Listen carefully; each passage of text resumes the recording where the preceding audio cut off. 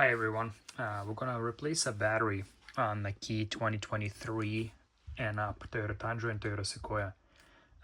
Same key, same procedure, and the battery you're going to be using, it is CR2450. It is a bigger battery. Usually 2032s are most common, but it is a bigger battery for this remote. So the way you want to do this is you could use a trim tool or you can use a thin screwdriver. You can use both.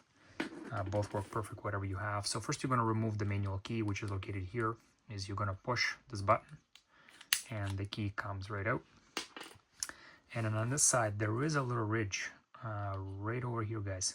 So what you want to do is you want to put a tool in there and you want to push it pry open. Be very gentle. It's actually very easy to do.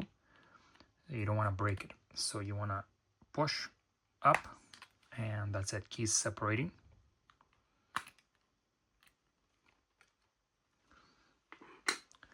As key separated, there is your battery.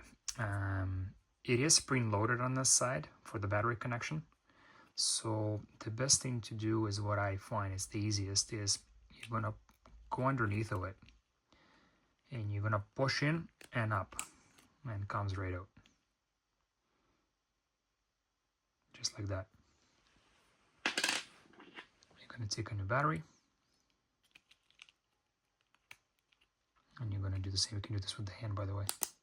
You put it all back in. Now make sure the connection board or button board lines up with your rubber seal on this side. Make sure it's straight. You're going to take the lid back.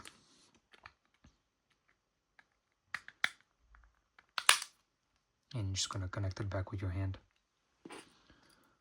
Put the keys. And you're back in business. Thanks for watching.